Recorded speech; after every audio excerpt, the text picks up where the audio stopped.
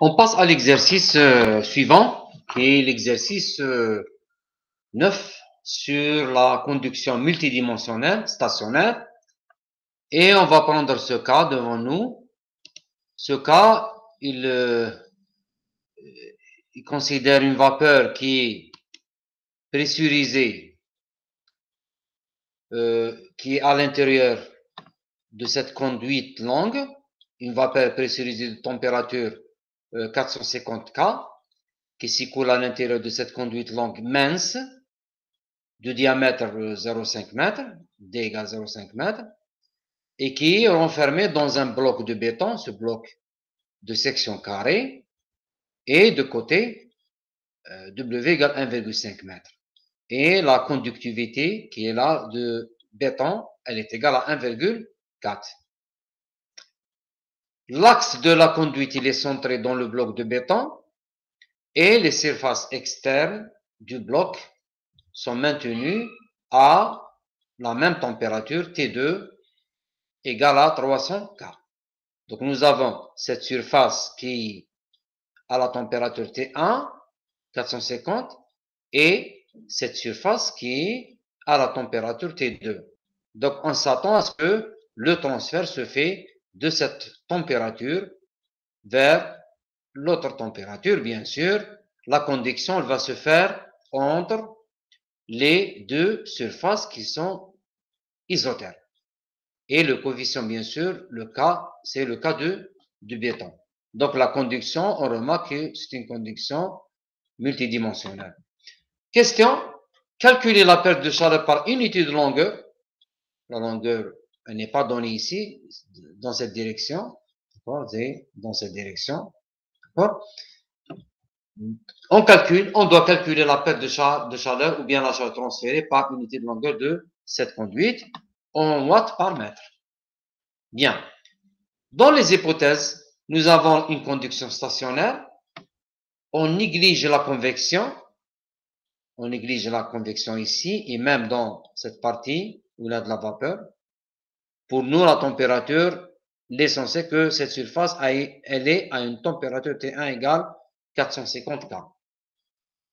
La conductivité thermique de béton elle reste constante et il n'y a pas de résistance de contact entre ce bloc et ce cylindre.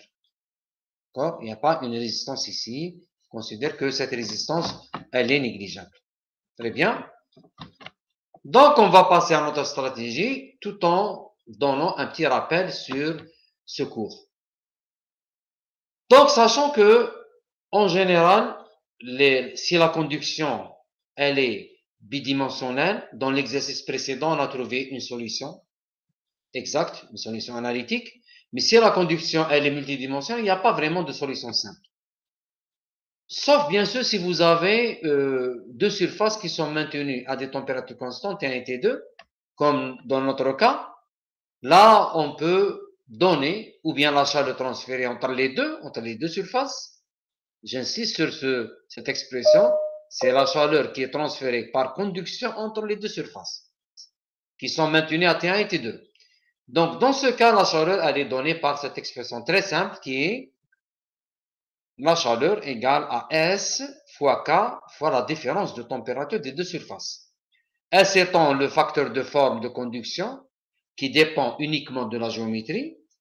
K est la conductivité thermique du milieu ou bien du matériau qui est entre les deux surfaces. Dans notre cas, c'est le béton. Bien. Ce facteur de forme grand S des configurations, des différentes configurations qui sont rencontrées dans la pratique, et les données dans la littérature. C'est-à-dire, il suffit de voir le schéma, revoir les figures dans les livres et en tire directement le S. Il faut noter aussi que ces facteurs de forme de conduction sont applicables uniquement lorsque le transfert de chaleur entre les deux surfaces se fait par conduction stationnaire. C'est-à-dire, si le milieu qui est entre les deux surfaces est un liquide ou bien un gaz, on ne peut pas appliquer cette relation qui est là. Je m'explique.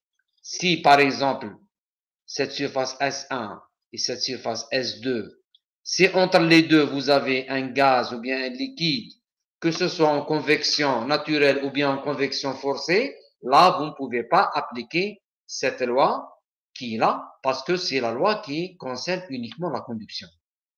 Très bien. Le facteur de forme pour notre configuration, qui est une configuration très utilisée en pratique, elle est donnée par les différents livres. On trouve ces tableaux, ces configurations dans la majorité des livres de transfert de chaleur. Et là, par exemple, dans notre cas, on est dans ce cas, un carré de côté oméga, de longueur L, et nous avons notre conduite qui est centrée à l'intérieur. Et entre les deux, vous avez le matériau de certaines conductivité K. Là, pour ce cas, S est donné par 2πL sur le logarithme de 1,08 W sur le diamètre.